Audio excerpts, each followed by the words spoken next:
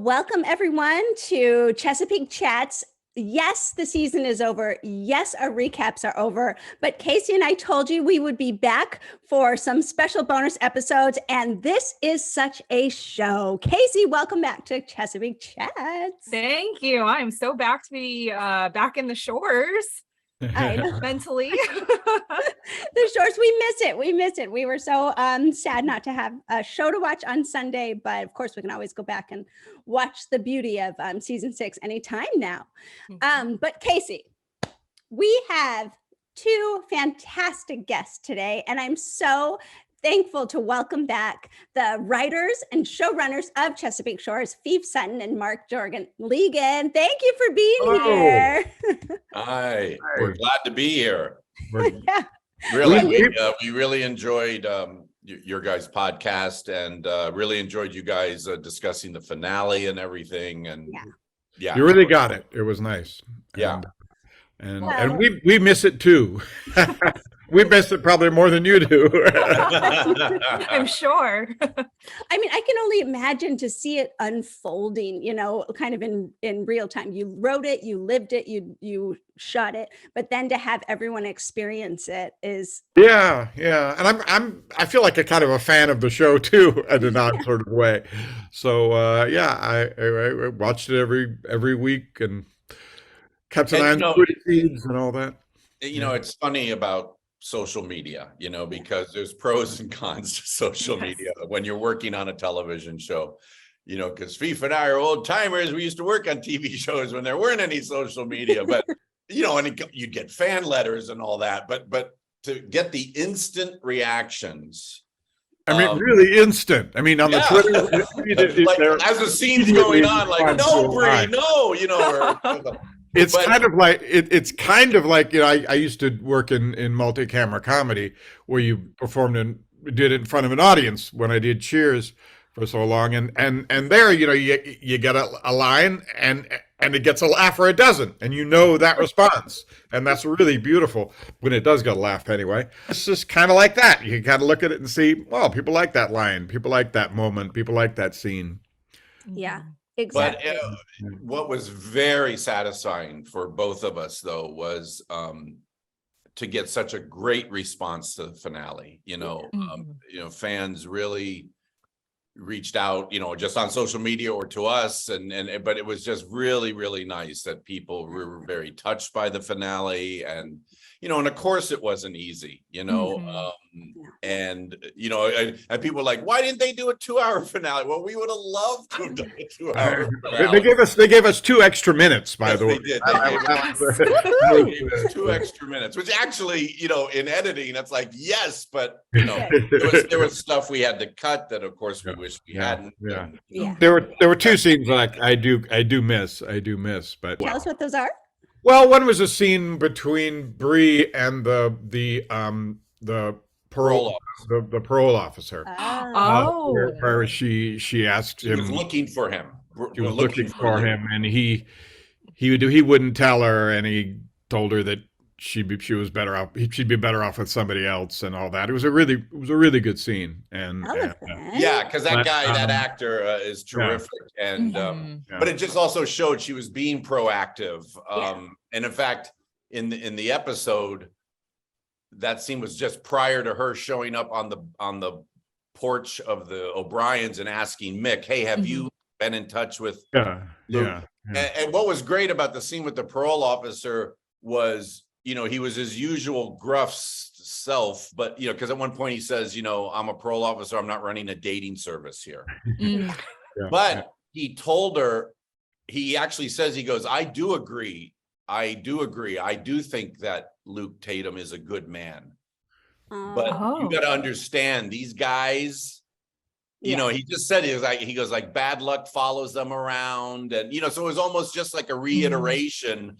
But it was like it was a good scene, you know. And yet to move it along, you know, if you got to lose something, okay, that's a secondary character, and you know, and then Phoef, tell them about the other one, because I agree with you. Well, the other scene, which we didn't even shoot actually, because we were running so long, was the scene between Mandrake and Evan. Where they don't quite it's before the scene where he says to Abby, you know, I talked to Mandrake, I heard you offered him a job, and they don't quite resolve itself. They don't quite make up, but there was a little bit of a connection between them, and but you know, not to get into the weeds a lot, but there were so many unexpected roadblocks that were put in our way. Among them, the COVID would outbreaks. I mean, actors would get COVID at the worst possible time, and then you'd have to write out. Like, for instance, the hospital scene with everybody there, and everybody wondered why. You guys brought it up, and I don't blame you. Why wasn't Jess and Abby there? Well, they weren't there because they had COVID. They had COVID that week, that for 5 days. It's good. And again, because of Wayne, we wrote in dialogue to explain like where they were. They were down in the gift shop buying more stuffed animals, and we cut to a chair with already 20 stuffed animals for baby Mick. And it was very funny. And like, and Kevin says, I think they have a stuffed animal problem. But you know, with time, you got to move. You know, so yes, you got to move stuff along. Yeah, and that scene, because a lot of the stuff that we shot. A lot of the scenes that we shot with Abby and Jess, we had to shoot at the very, very end because they had a COVID outbreak. So we shot the scene with where Jess tells David she's pregnant, and the scene where Abby talks to Mandrake on the bench right at the end, and we just couldn't find time to do that scene with Mandrake and Evan, unfortunately. Yeah, and there was even a scene, because I know people, and it was very effective when Luke does show up at the wedding, you know. And Amelia and Steven, who plays, you know, Luke, that scene on her porch, you know, of the cottage was so amazing, you know, and Amelia just brought it. And she really brought it. In the hospital room when she tells Luke, you know, I take that kind of luck any day, and you just look in her eye. I mean, she, you know, and they were so good together. But it's a little bit what Phoef and I were talking about. Like on social media, even in season 5, people were like, Brooke, hashtag Brooke. You know, they saw this connection, and he wasn't the type of guy that she was normally with, but that also helped. You know, it just helped to see that yes, we are right to be pursuing this if possible. But I think but we had a moment with Luke by himself after they had that scene, and he gets in his truck and he's driving, and he's at a stoplight, and he looks down, and there's the cactus that Bree brought him at the hospital, you know. But even that nice little moment, you know, and I loved how the cactus became this thing between them, you know, like something it's beautiful, but if you touch, you know, it was nice, you know. But I thought even that was a nice enough little moment that then would make him propel him to go to the wedding. And yet it still worked, but people were like, oh, that was a little abrupt. Well, you know, again, it's all because of time and what you can cut and what you can live with. And The other problem that we ran into, but the other event that we ran into was that every woman on the show who could almost every woman got pregnant. I mean, Jess and Sarah had babies right at the beginning of the season. Literally, the first day of production, we had to shoot we had to shoot the second block, the 3rd and 4th episodes first, and then do the first and second one second, because you know, so they could recover from having babies in the scene, because they had to be in the first episode, and then Megan. Megan Ori called us and told us, hey, you know what? I'm pregnant. and not only am I pregnant, but I'm having horrible morning sickness. I always have horrible morning sickness at the beginning. I mean, she was such a trooper. You know, 2 episodes, she was always on the verge, but and then luckily her second trimester came, like literally the calendar day came, and she was so much better. But that first trimester, And we had then that about a month later, Amelia goes, "I'm pregnant." Oh my God. yes. The only one who didn't Amelia, get even pregnant- though being a month behind, she wasn't showing as much. This is Megan's third child, and by the way, she had a healthy boy. He's gorgeous, but he was almost 9 pounds, and that was showing, boy. I mean, we were getting the blankets, and this has been going on since cinema began, and actresses can get pregnant. How are we going to hide it? We almost felt like we should just put a disclaimer at the beginning of the show. Look, a couple of the actresses are pregnant. Because, they're not playing pregnant. The only person who was playing pregnant was Sarah, and she lost the, so we had to build her up, put fake dummy on her. This is so funny. I think you can start to tell, and you can start to go, wait, what are they doing? Wait, why is she wearing that? Amelia's clothes were a little looser than they usually are. And I was like, and Lacey Maley, who plays Jess, of course, and then Jessica Sipos, who plays Sarah, they were troopers because they just had babies. Literally. We shot 3 and 4 first, and then waited for 1 and 2. But they were troopers too, because that's exhausting. I mean, as I joked, I said, who knew Canadians had so much sex? They're so polite, Excuse me. Also, the weather. Terribly. Also, the weather was much worse this summer. I mean, when we were filming, it rained practically every day, and we were dodging rain all the time. It was the only day it was really beautiful, absolutely beautiful, was the day of the wedding, and that was a gorgeous day, and we were really thankful for that. Yeah, we were very lucky. Every other day, we were, just. Because season 5, we maybe had 5 rain days, and we had over 30 days of bad weather and rain this season. And then also in season 5, whether it was luck or being stringent and such, I think we had 1 case of COVID the first season, and it was like somebody even brought deliveries to the set, so it wasn't any of our regular crew or anything. And then this past season, for season 6, it's just one of those things. There was a new variant. It was much more contagious. We were all being very, very, very careful. But yes, I mean, I think 6 or 5 or 6 of our leads got it at various points. Wow. And it really affected scenes and schedules and amazingly, I think we had to shut down for 4 days, but amazingly, because of Crystal Remy, our wonderful, our amazing line producer, we only went 1 day over. Wow.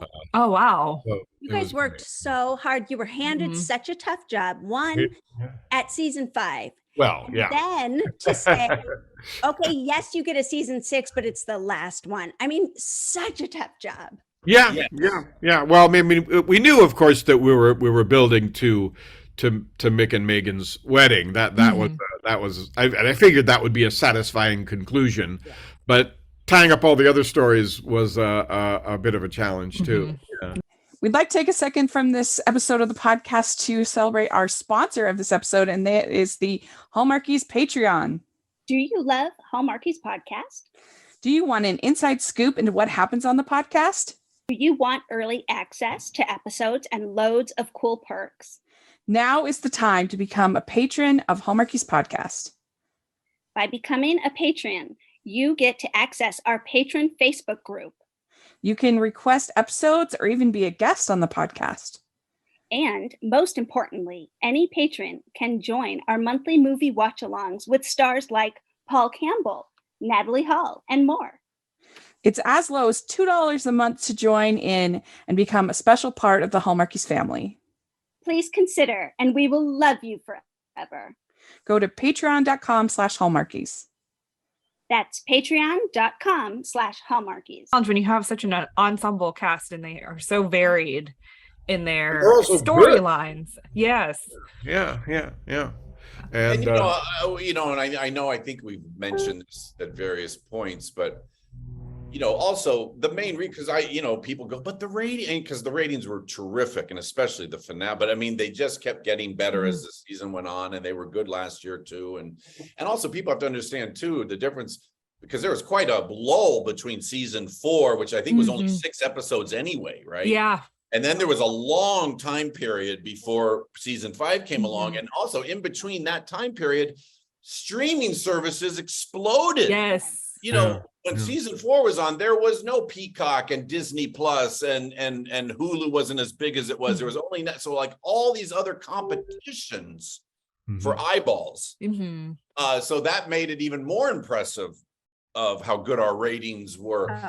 But also people have to understand, unfortunately or fortunately, the O'Brien family, it's a huge cast. Yeah. There's almost like 9 regulars, and that's expensive. Yeah. You know, that's expensive. No, I mean, that was, I think in a lot of ways, Hallmark was saying, okay, we're going to pick up season 6 and it's going to be the last season. And a lot of it had to do just for budgetary reasons. And also 6 seasons is a long run for a television show. Yeah. And there's been a change in the regime at Hallmark, and they want to put their own stamp on things. Yeah, and that's understandable. That always happens at network. Yeah. Always happens. Well, I'm thankful that they let you, they gave you a very full final season. So let's Well, I that was one of the reasons why I had that cliffhanger at the end of season 5, because I figured they couldn't possibly not pick it up. Oh man, I mean, to find out whether or not Andrew Francis lives. Yeah. I mean, yes, I mean, good for Hallmark for giving y'all a green light for season 6, because I can tell you, being a fan of some of these other shows where they have left a gigantic cliffhanger, like the fans are not happy. Understandably so, absolutely. And the other thing about like this season, with whether it was weather or COVID or the pregnancies, that's why Treat Williams deserves even more credit, because again, his performance this year with the addiction. Yeah. Oh, it was great. It was great. But get this, he had to shoot that complete. I mean, TV actors are used to that. You don't shoot scenes in order. You don't usually shoot the season in order. So they're used to it. But he had to shoot episodes 3 and 4 first. So to try and gauge where my addiction is and where am I at with the lying and the sneaking around, because episode 4 was the intervention, and that scene, he exploded at the family and then went to the point and then still shot down, Kevin and Abby, and then went to the bridge. And you looked at Mick's eyes and he was a broken man. And that was, by the way, I was so happy with that. That scene at the bridge, we ended up using the first take. That was the first take. Of course we have terrific directors, but Terry Ingram directed that episode, and Terry is just, they know him. He's been around since season, I think 3 or so. But anyway, as I said, it'd be one thing if Treat had gotten to just shoot those episodes in order and go, okay, here's where I'm at. And the fact that he got them out of order, and he had a whole chart that was worked out of the progression of his addiction and everything, a Bible sort of that was worked so we would know where he was in which scene. I think you asked last time, was the last scene around the campfire the last scene we shot? Right, and of course it wasn't. It was about a week and a half before we finished. And of course we all wish it could have been. It felt like the last scene. I mean, we had to shoot it in 2 parts because the weather started to blow in with a big storm in the middle of it. And then we had to shoot the rest of it another day. But it was a beautiful, moving scene. But I think, what was the last scene we shot? It was some. Oh no, I'll tell you exactly what it was. No, Phoef, we wrapped at Evan's new house. That was the last. We were completely wrapped on that day, because again, Abby, poor Megan, had to get over. Again, she's like pregnant and she got COVID. Yeah. And again, but so that was the last stuff we shot, was scenes in the house, him showing her the house, the scenes on the back, and the proposal. Yeah, and again, we lucked out. I mean, Rob and Megan really got along as friends, but they had amazing chemistry. Stephen and Amelia had amazing chemistry. And of course, Jess and David, that had been established a long time ago. But my point is like, earlier in season 6 on the yacht when he surprises her with the yacht. And she looks amazing in that dress and everything. You know, she looked like Audrey Hepburn, for God's sakes. And they're dancing, and Phoef, Phoef wrote all of that scene and of them dancing and everything. But we loved it when the fans were like, "Oh my God, that was so romantic that they didn't kiss." Yes, that's kind of that instant response that we're talking about, you know. But it was. But my point too is like it was so sexy, and they were both incredibly charismatic.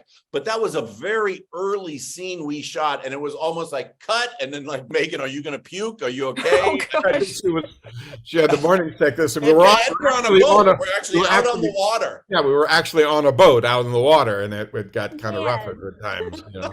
Well, that is intense. You know, that's what we wanted to ask you too, specifically, and you led us right there. I love storylines. You had so many storylines to wrap up, and you knew you wanted to go to Mick and Megan's wedding, but everybody else had such amazing beginnings happening, amazing, you know, things wrapping up. Did you know where you wanted to take everyone after season 5? I pretty much knew where I wanted to take. We pretty much knew where we wanted to take everyone. I mean, we didn't know that everyone was going to propose to Abby, but we knew that they were going to end up together in some way. We knew that Luke and Bree were going to end up after the problem, after the shooting, which was Mark's idea. That was tip of the hat to that. And we knew that Jess and David were gonna, you know, that Jess was going to, you know, rise to the occasion and be David's comfort in that, which was good. And we knew that Margaret and Connor were gonna start practicing law and all that. So we knew we had a pretty good idea of where we were going, but we didn't know specifically all that stuff. You know, a lot of that we had written. I think 9 scripts before we started, right? We had. Yeah, at least, yes, 8, 7, 8, 9. Yeah, I mean, we'd written a lot. We'd written the majority of them. And then we, you know, waited to write the last one until we kind of had a feeling for how everything was going. Yeah, it was really cool. It was really cool. I mean, all the, you know, the journey of Mick and Megan getting back together again, coupled with the addiction of Mick, Eddie stuff, all that. It was all very exciting, and the cool thing about writing the show is that you have all these stories that you can do a little bit of one story, go to another story, and they're all the actors are good. There is lots of times on a show you think, oh God, I got to go to that character. He's not that character. No. That guy's not so good, not that interesting. You know, no, really, it's true. Or that actor isn't so good. But these are great actors. Yeah. Every scene. I mean, I love the scene on the beach. Well, by the stream between Jess and David, where they talk about the clouds and they go on their date. And they go on their date, and I thought that David was so charming in that episode, in that scene, and in the scene with where she announces she's pregnant, because of course he got to do a lot of real acting, you know, you know, the stuff. He was upset for a lot of the series, and he really got to play a really good scene between him and his father in the jail cell, and you know, but then it was kind of nice to bring him back to the old David that we knew, you know. Well, you heard. Carlo was thrilled with that storyline. You know, Carlo was so happy to get that storyline. You know, because Brendan, Penny, and Jessica, you know, last year with the miscarriage, their performances were so touching and so real. And I know Barbara Niven and Jessica have talked about, you know, that scene between Megan and Sarah last year was incredible. But that's just it, because Jessica, who had just given birth, Phoef, remember, we ended up not being able to shoot. We had a lot more stuff with Sarah and Kevin coming back from Maui. You know, they talk about it. Right. You know, there's a scene where shirt's off, but she's like saying, "You better get dressed, mister." And, you know, the Maui tan, and I miss Maui. I mean, we had written a scene when they were still in Maui. We had written a scene of them in their hotel and her not wanting to go back, you know, psychologically. In that episode, But we Night didn't, and Day, she wasn't ready to shoot. in that episode, Night and Day, where everybody, there's that, the date between Mick and Megan where they talk about they have the talk, and the road rally with Evan and Abby, that we had written up a subplot with Kevin and Sarah. And we couldn't do it. So I had to replace it with the storyline with with Bree and Luke, Gotcha. and the Night Terrors. But I was sorry to lose that, because it was a nice story. But she just had the baby. She was right. Yeah. Well, one thing I thought you did masterfully is incorporating Gran, even when Diane Ladd was unable to. Well, that was so. We were very disappointed in that, and we kept hoping. We kept hoping she'd be able to come back for the last few, even for the last one, but it just didn't work out, and so we had to try to keep her alive, as it were, keep the memory of her. I mean, it was so, that we were very sad about that. And I know the fans were too, but that's just the reality, and it was frustrating because we at times were being told, at first we were told, she's in. I mean, you can have Nell, and we'd written a lot of stuff in the beginning with Nell. Yeah. And then we take all of that out. And then we were told, well, maybe she can, she'll be, maybe using her at the end. And so, okay, great. And so we sent her to Ireland and figured she could come back, at any time. Be there for that, Well, so you could almost tell kind of the progression. She was there, and she was like with the girls, and then she was driven to the airport to go to Ireland, and then she's sending things from Ireland. So I mean, that makes sense. But it was unfortunate. But we missed her. Yeah. I think my favorite Nell cameo is when her giant portrait's at the stairs. Andrew Francis is like sneaking down, and he's like, "Okay, we're gonna Grandma's make a watching." break for him." Like, Grandma's watching you, bro. Yes, that was great. That one actually made me laugh out loud, because it's just this giant picture of Grant. Well, that was well placed. I have an answer to one question that you asked, which was please. the in the scene where they're discussing the movie of Bree's book, and Treat says, I'll agree to it if Harrison Ford can play me, okay, and then he said, or that guy in Prince in the City, and Prince of the City was Treat Williams was the lead in Prince of the City. That was he was that was a movie he made in the 70s. So well, I was so he was saying I hadn't looked that up before we recorded. I was like, what an amateur! Because I think Mark had then texted Kaycee and told us. Yes. Yeah, no, and to this day, it's like among New York City police officers, they think it's the most realistic cop film ever made. It's amazing. It really catapulted him to a whole nother level as an actor. And it was directed by Sidney Lumet, who directed everything from Serpico to a lot of 12 Angry Men. Dog Day Afternoon. He's a great director, and he handpicked Treat when Treat was this young and up and coming actor. But anyway, so we had put Harrison Ford in the script, and then Treat said, "How about if I say this too?" And we said, "That's great. That's great." Oh, that's good. I'm disappointed in our response, but that's okay.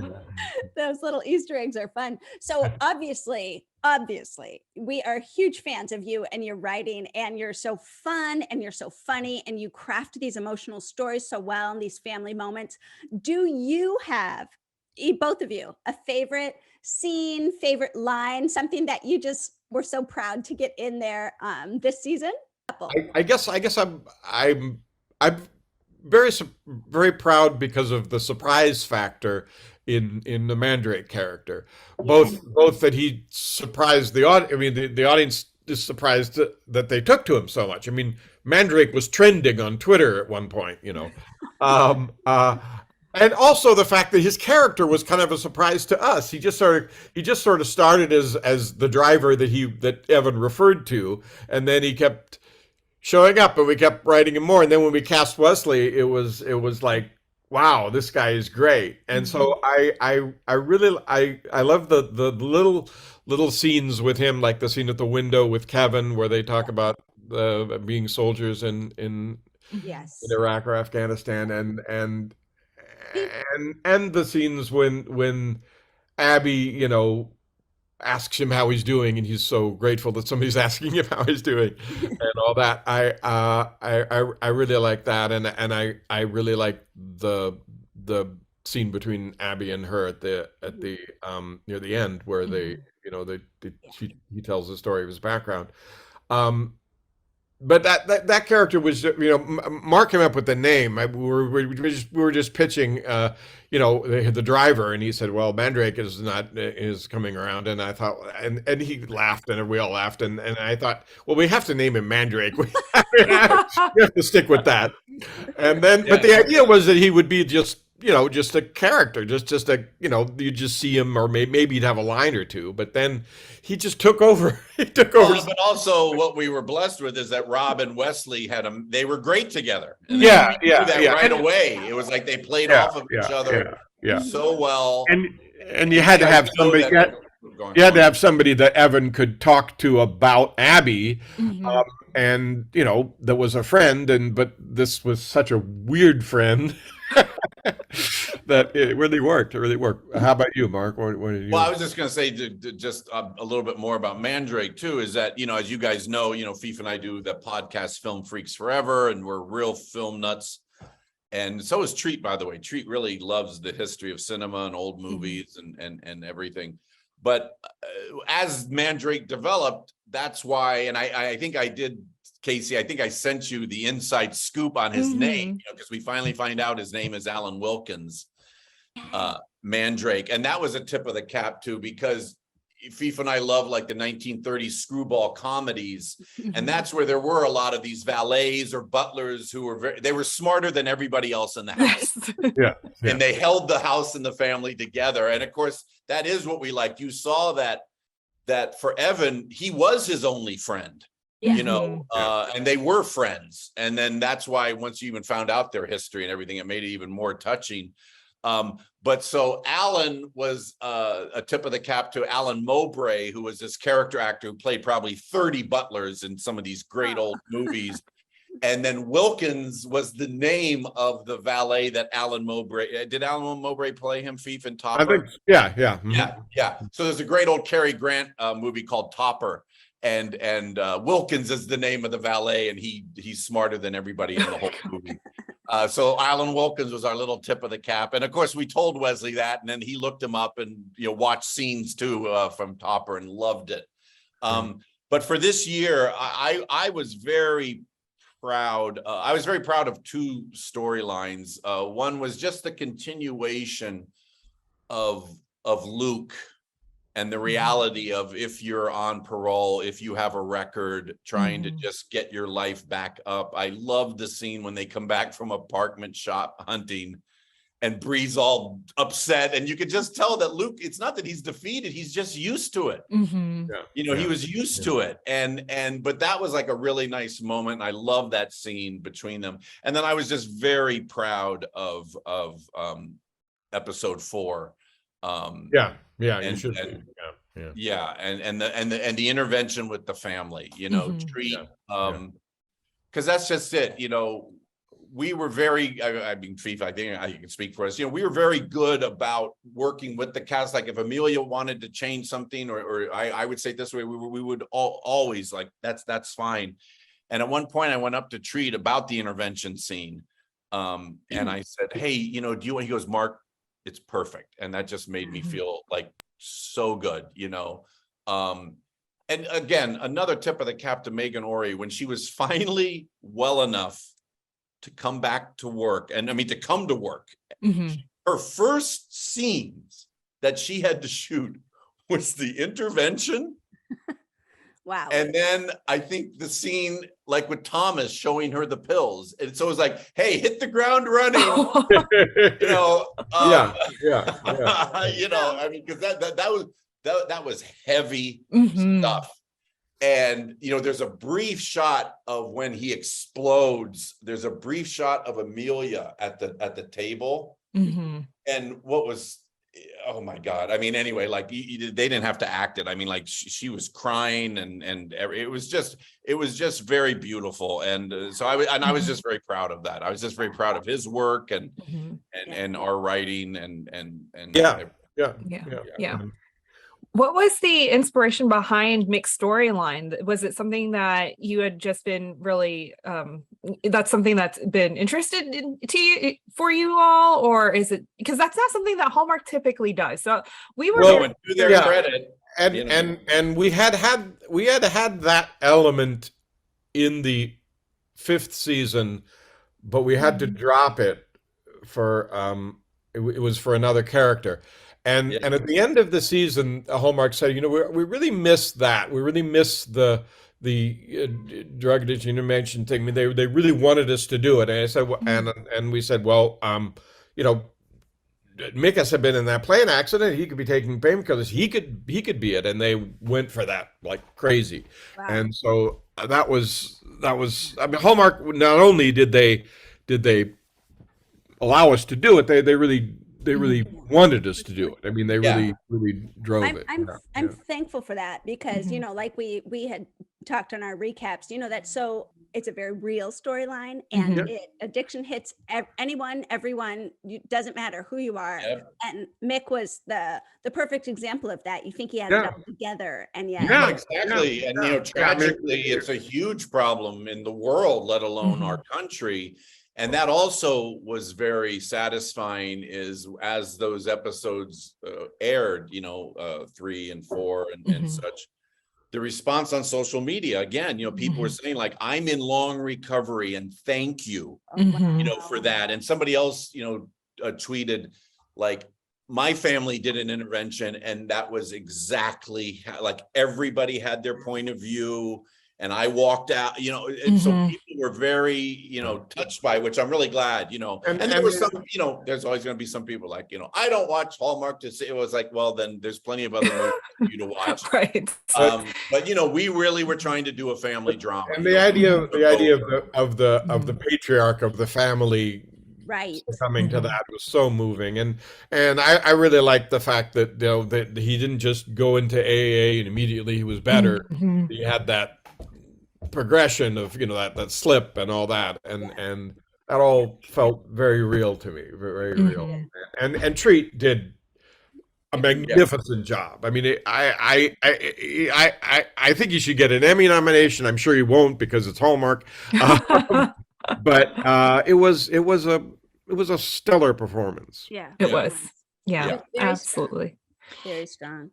And in the absence of Gran there, he really led the charge on leading the family, but he was weak at the same time. But and he wasn't afraid to play that, which was great. Yeah. And the fact that also the Gran wasn't there meant that Barbara Niven and Megan had to be the mother kind of the family, and that probably helped us in the long run with them getting together. But we'd like to take a second and thank our sponsor for this episode of the podcast. It's the Hallmarkies merch store. Are you looking for that perfect gift for the postable, Hardy, or Hallmarky in your life? What about getting that t-shirt or hoodie that will help you stand out at your next holiday party? Now is the time to check out the Hallmarkies merch store. Full of festive designs by artists like Jessica Miller, Kari from Hallmark Comics, and more. You can even have more than just shirts, but totes, cell phone cases, notebooks, mugs, and more. And it isn't just Hallmark. We have designs for Anna Green Gables, Man from Snowy River, The Nanny, and more. Every purchase at the merch store goes to help support the podcast and allows us to make the great content you know and love.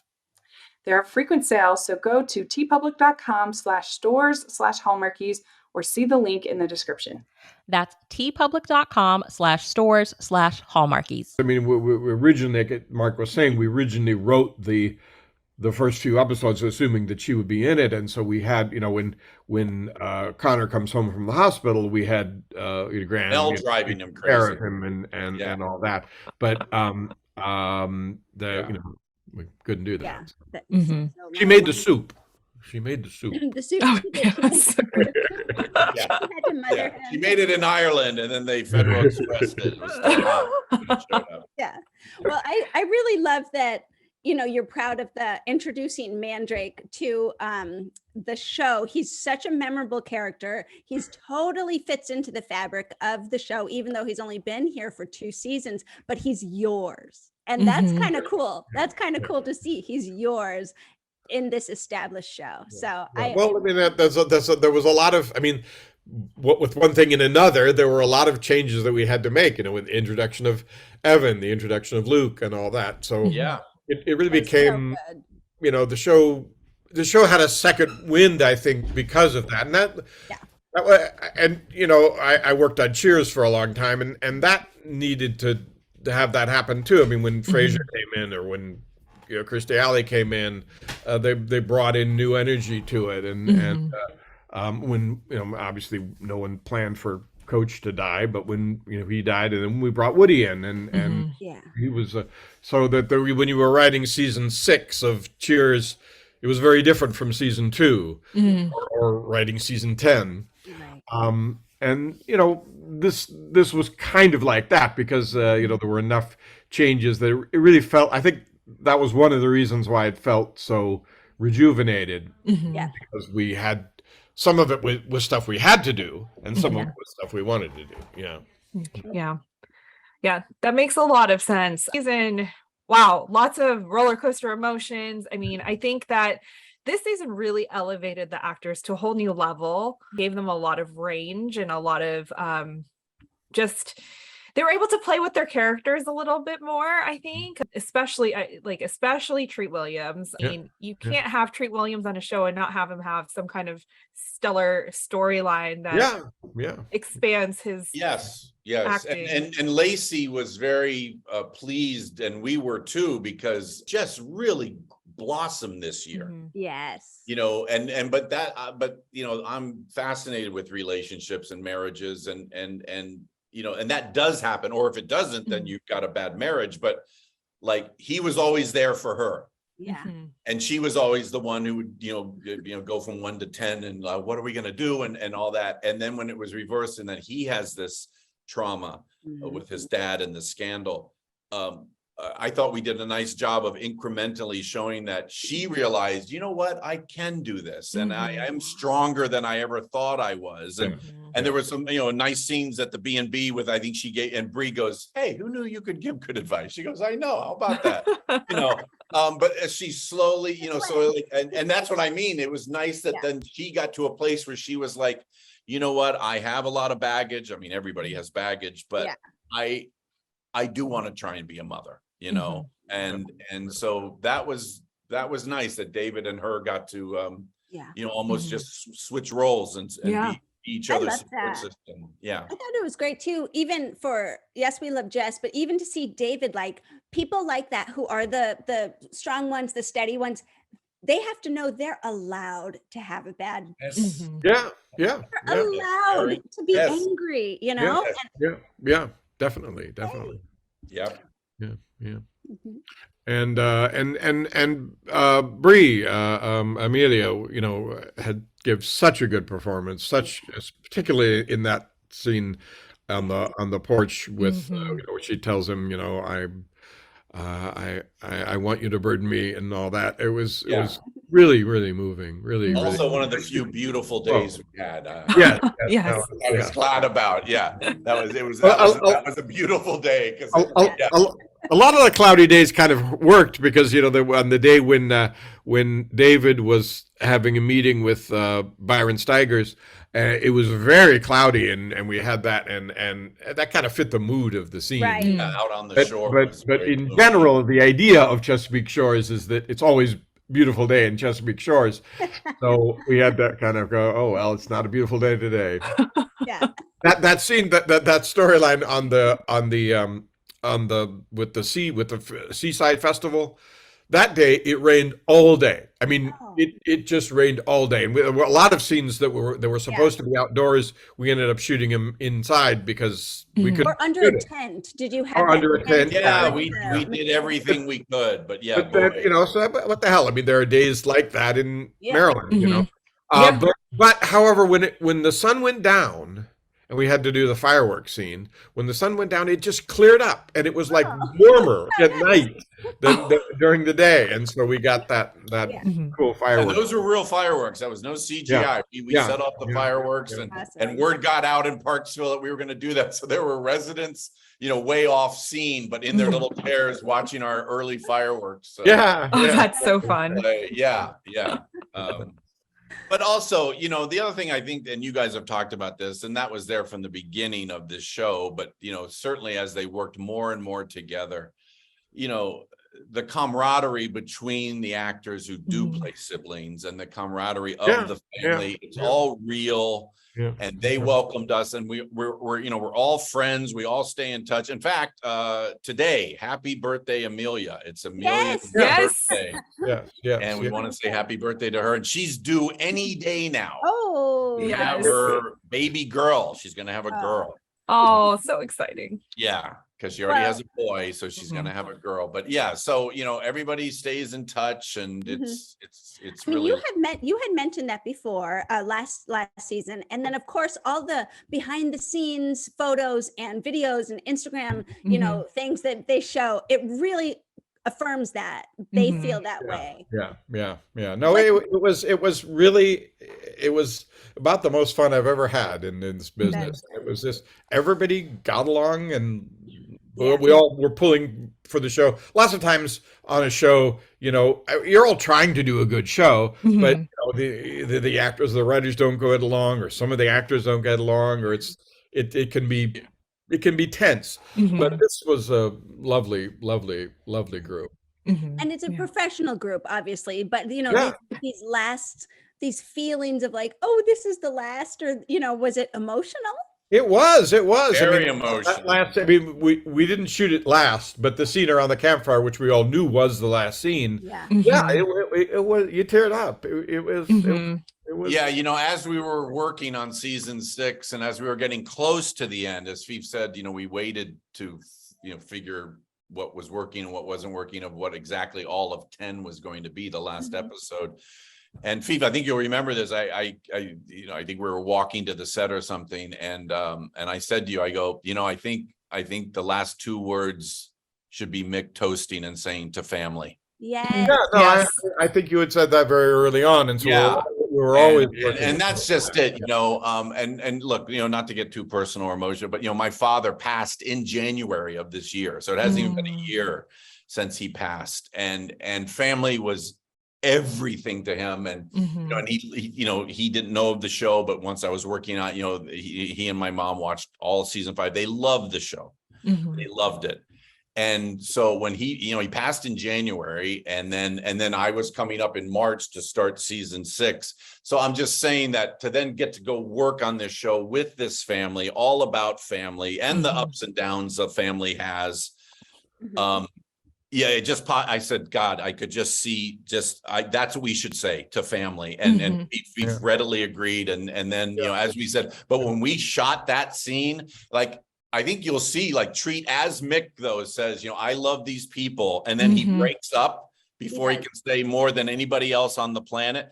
That was all so real. And then we were crying. We're watching the monitors there, and everyone had tears. Everyone had tears in their eyes. Yeah, that scene felt so real. I mean, like, as a viewer, you could tell that they weren't acting anymore. They really were taking to heart what they were saying. It was such a beautiful way to end. And I think just seeing how this family has grown, personally, together, relationally, I mean, that ending and, to family, that toast was just, it was perfect. It was a perfect way to sum up the O'Briens and Chesapeake Shores. So good.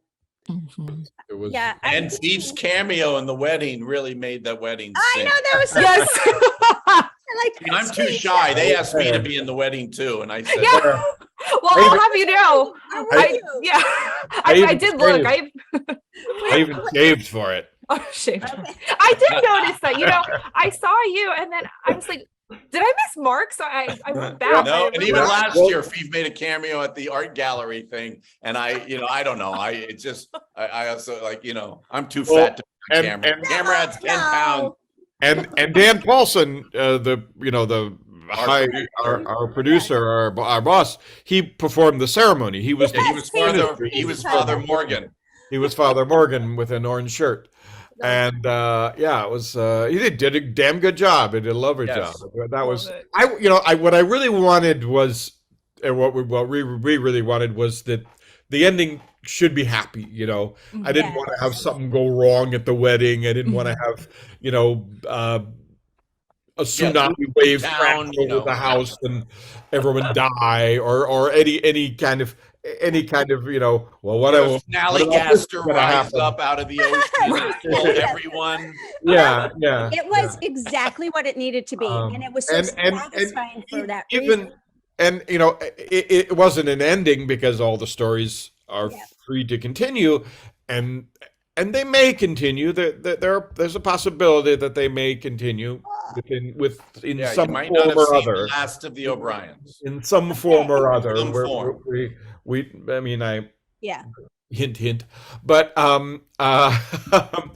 but so I wanted, we wanted to have a feeling of a happy resolution, but lots of stuff continuing. I mean, I could totally see Kevin being a doctor in the small town of Chesapeake Shores, and absolutely, yeah. And I could totally see. Can I tell you my one beef? Well, what? I have a beef. I wanted another courtroom scene. I know. Yeah, I know. Of course. Of course. I mean, talk about not having time. Oh, I know. We didn't have time for it, and if it comes in the future, there will be more courtroom scenes. But yeah, but in order to, if you had a courtroom scene that tied it up, it would have to have been so abrupt and weird, and it just Byron Steiger stands up with a gun in the courtroom. But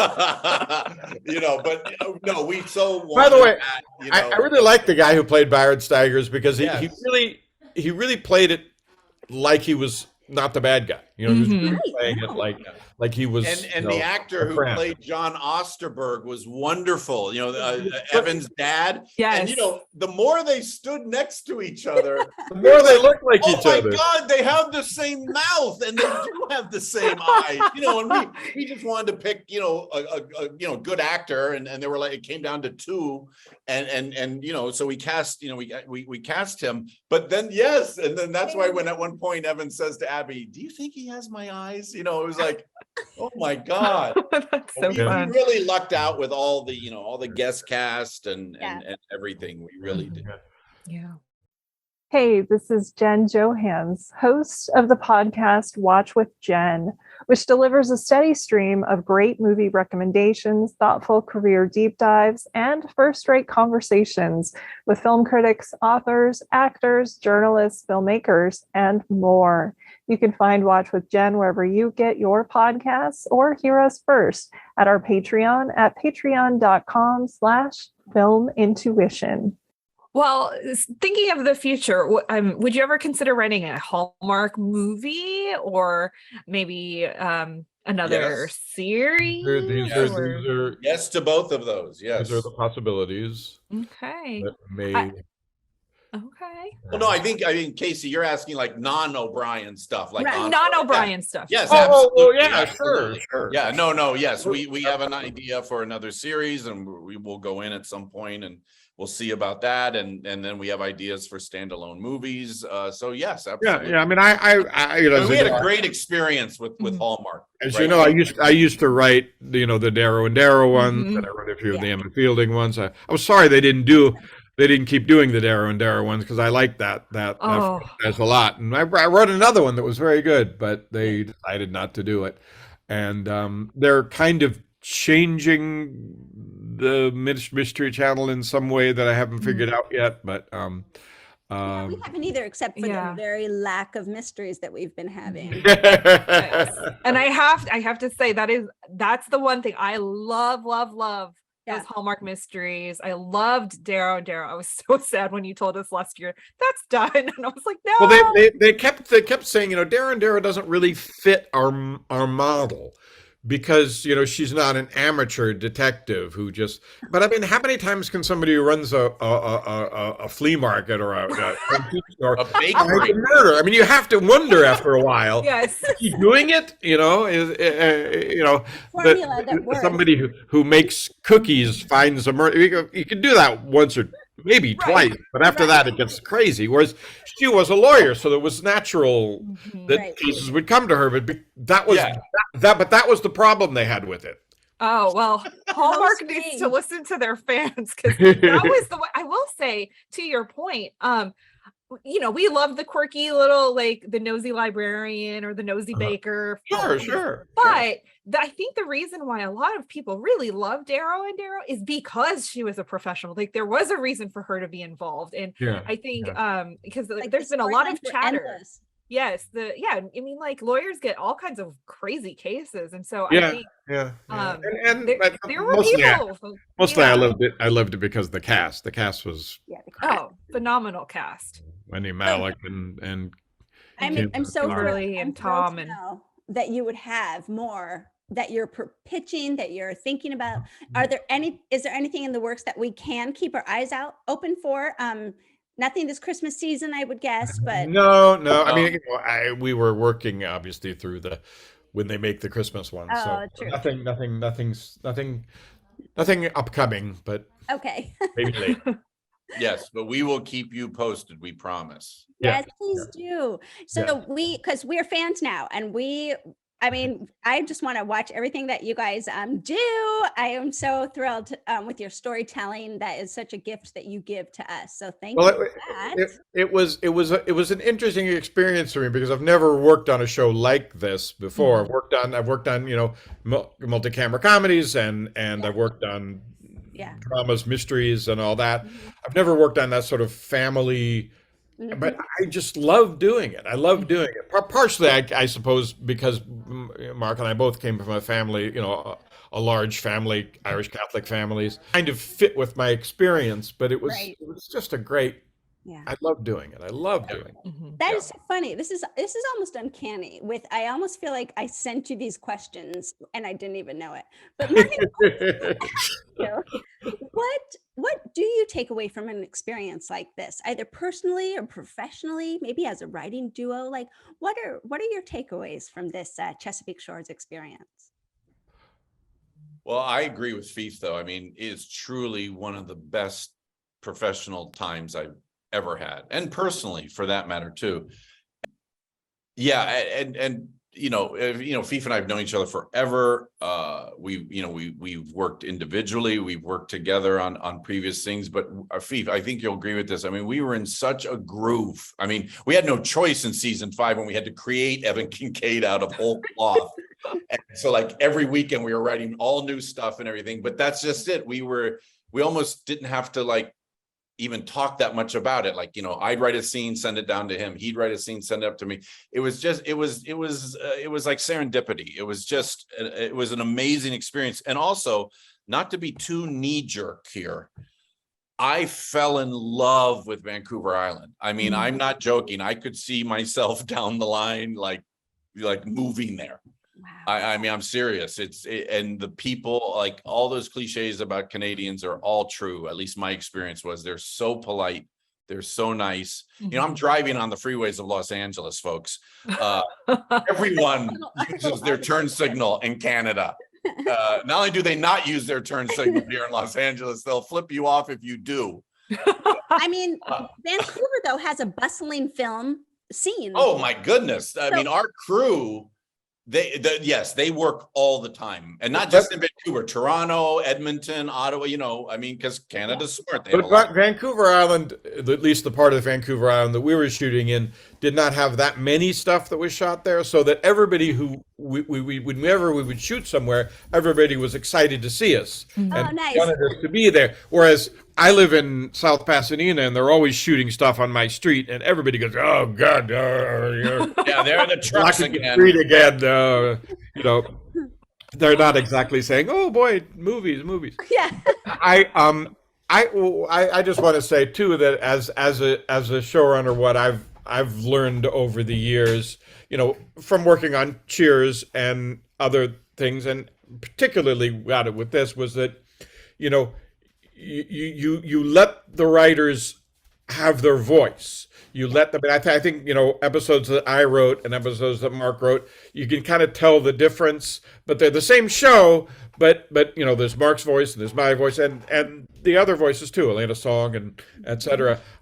You kind of let them have their voice and let them bring to it what they have, and that only enriches the show. That only enriches the show. I mean, there's stuff that Mark wrote that I would never have thought of. And there's certainly stuff that I wrote that he wouldn't have thought of, and all that. I mean, it you don't want to be the one who sort of quashes everything down and makes everything into his own voice. You want to keep that going, because like the cast, that has different voices. The writers have different voices.